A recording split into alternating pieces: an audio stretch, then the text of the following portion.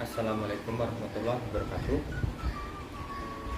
Perkenalkan, nama saya Muharrad Damarjaya Kusnawan, absen 28 dari kelas 12 MIPA C, nomor IMS 16501. Pada kesempatan kali ini saya akan melakukan percobaan elektrolisis sebagai ujian praktikum kimia. Nah, yang adapun tujuan dari praktikum ini yaitu untuk mengetahui mana saja larutan yang bersifat elektrolit dan non elektrolit, maupun elektrolit kuat dan elektrolit lemah, dan faktor-faktor apa saja yang mempengaruhi bahwa larutan ini tuh bersifat elektrolit kuat ataupun lemah. Tentu saja yaitu yang pertama ada alat dan bahan. Nah, alat dan bahannya yaitu tersedia di sini ada 2 buah baterai, terus kemudian ada 2 buah paku, ada lampu, ada kabel, gunting, dan juga ada lakban hitam. Langsung saja saya praktekkan cara pembuatan alatnya terlebih dahulu.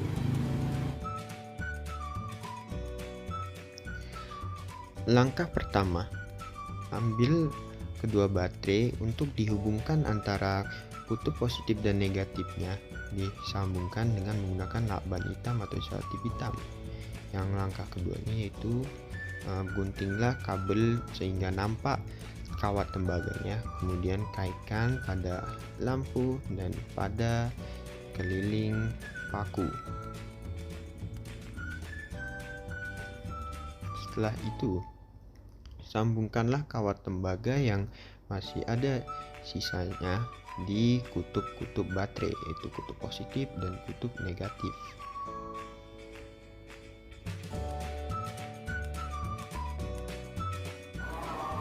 Langsung saja kita melaksanakan percobaannya, yaitu yang pertama saya akan mencoba pada air keran. Air keran ini adalah air yang biasa kita gunakan sehari-hari, yaitu untuk mencuci dan lain-lain yang tidak bisa dikonsumsi. Sebelum itu saya akan mengetes apakah lampunya menyala dengan baik. Ya, lampunya dapat menyala dengan baik. Langsung saja kita melakukan percobaan pada air keran ini.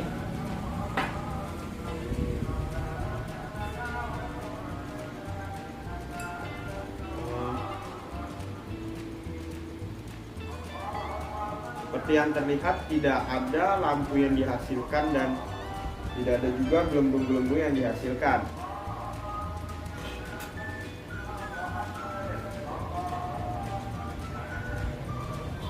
Selanjutnya yaitu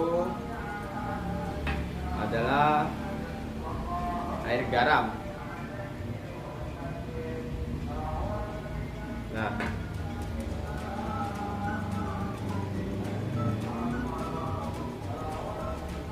lampunya masih dapat menyala dengan baik.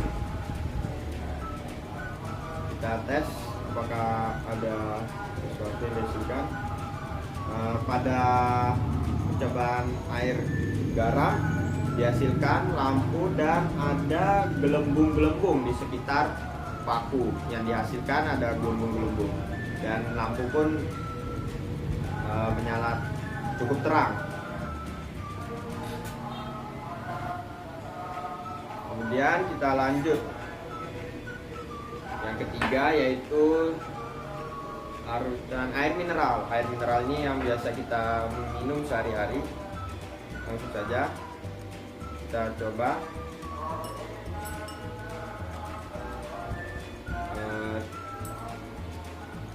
Di sini tidak ada gelembung-gelembung dan lampu pun tidak ada yang menyala.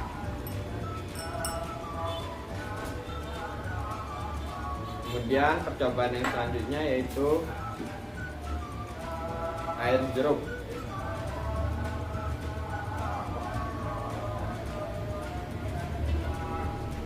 Lampu masih menyala dengan baik. Langsung saja kita celupkan pakunya.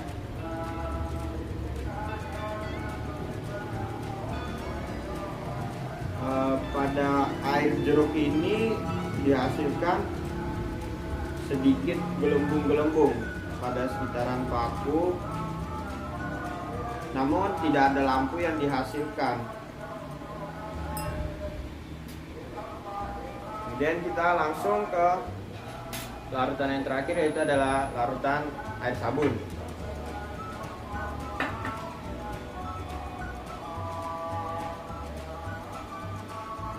Seperti yang terlihat, lampu masih nyala dengan baik. Langsung saja kita celupkan paku-pakunya. Pada larutan air sabun ini juga kelihatan jelas ada gelembung-gelembung yang dihasilkan, tetapi tidak ada lampu yang menyala.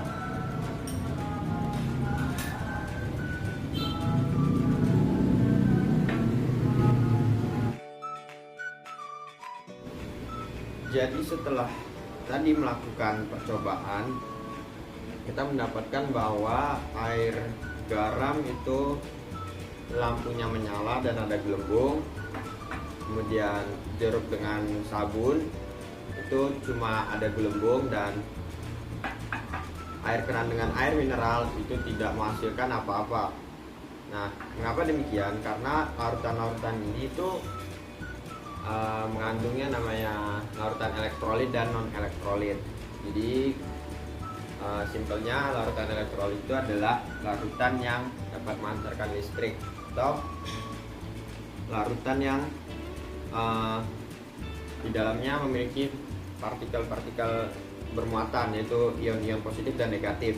Nah, seperti pada air garam ini, itu tadi kenapa dia muncul gelembung, juga pada air larutan jeruk dan larutan sabun itu karena mereka bersifat elektrolit.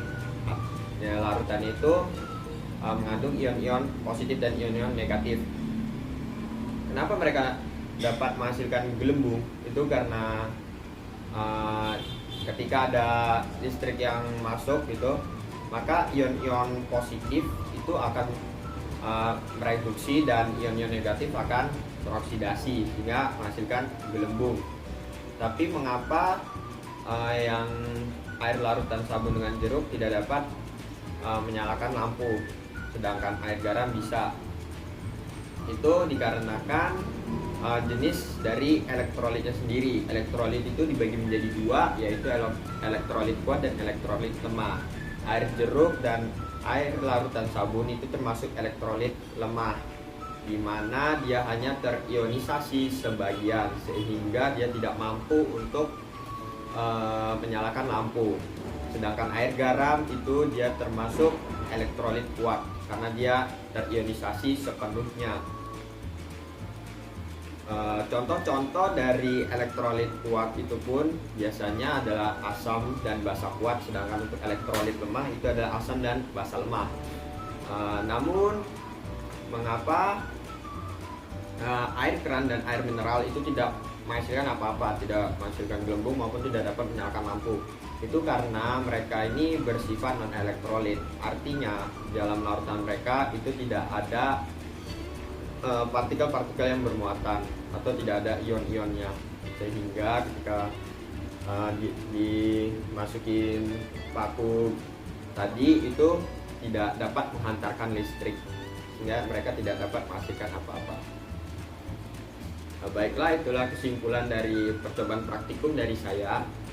Kurangnya mohon maaf. Saya tutup dengan mengucapkan wabillahi wal taufiq wal hidayah. Wassalamualaikum warahmatullahi wabarakatuh.